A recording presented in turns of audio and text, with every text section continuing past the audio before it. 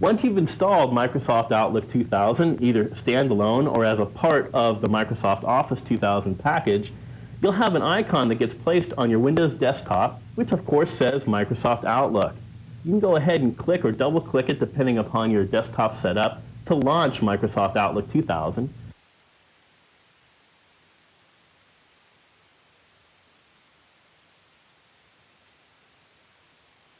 And if you've launched it for the very first time on this computer, you'll get the Microsoft Outlook Setup Wizard. You can go ahead and set up different information services for use with Outlook 2000. You can see that we have three choices here on this computer. The choices on your computer may vary depending upon what you've already have set up on it. We can go ahead and set up a connection to a Microsoft Exchange server if we have one in our organization. We can also choose to set up for internet email if we have a modem on this computer. So I'm going to select Microsoft Exchange server component and internet email because I have a modem on this computer, and then I'll go ahead and click Next for the Setup Wizard.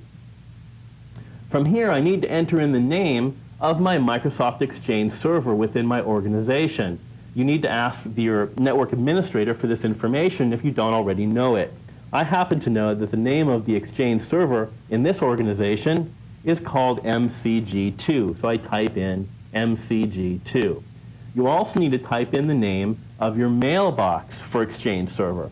In my case, it happens to be Dan B, so I type in Dan B. And now I have my Exchange server and my mailbox, and I can go ahead and click on Next. Now I'm asked if I travel with this computer. If I do, I'll select Yes, and if I don't, I'll leave it at No. And we'll leave it at No for now, and I'll go ahead and click Next again. Now we get the Internet Email Wizards window, and we can go ahead and set up our Internet email account by clicking on the Set Up Mail Account button. From here, I need to go ahead and know all of the different information I need for my Internet email account. This information is given to me by either my network administrator for my organization or from my Internet service provider company.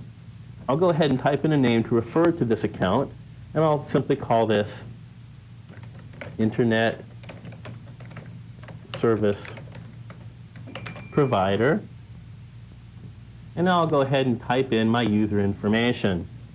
For example, my name, the organization, my email address, which in my case happens to be dan@mcgpc.com, and my reply address is the same, so I'll simply highlight this line, press Control-C on my keyboard, click on the reply address line, and press Control-V to fill it in, to paste it in.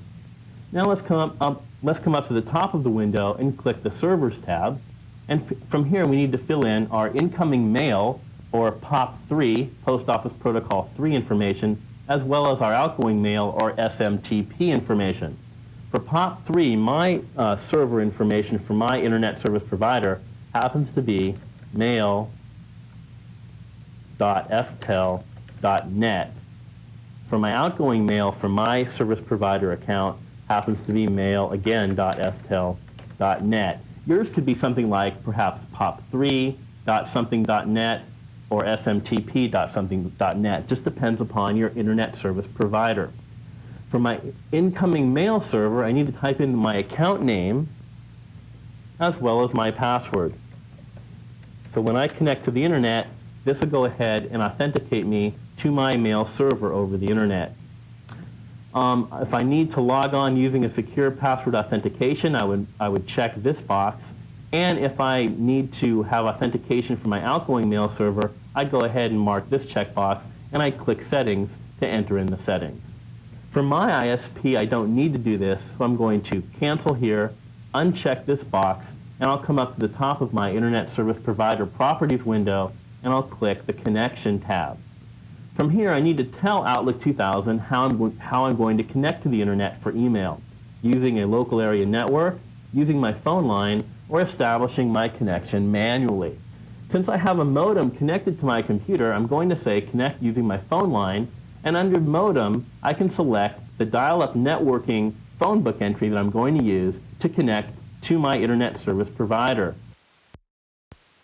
Let's go ahead now and click on the last tab, Advanced, and from here we can see server port numbers for outgoing mail, also known as SMTP, or Simple Mail Transfer Protocol, as well as POP3, or Post Office Protocol 3, incoming mail. These settings generally should be left alone. I would generally use the defaults unless your network administrator instructs you otherwise, or your internet service provider. With all of these tabs properly filled out, we can simply come down to the bottom of this Properties window and click OK, and we've now set up our internet email account, and we can click Next to continue. We can see that we're done. We're ready to use the following services: Internet Email, Microsoft Exchange Server, and we have by default an Outlook address book already set up for us. I'm going to go ahead and click Finish to complete this process, and Outlook 2000 now goes ahead and launches.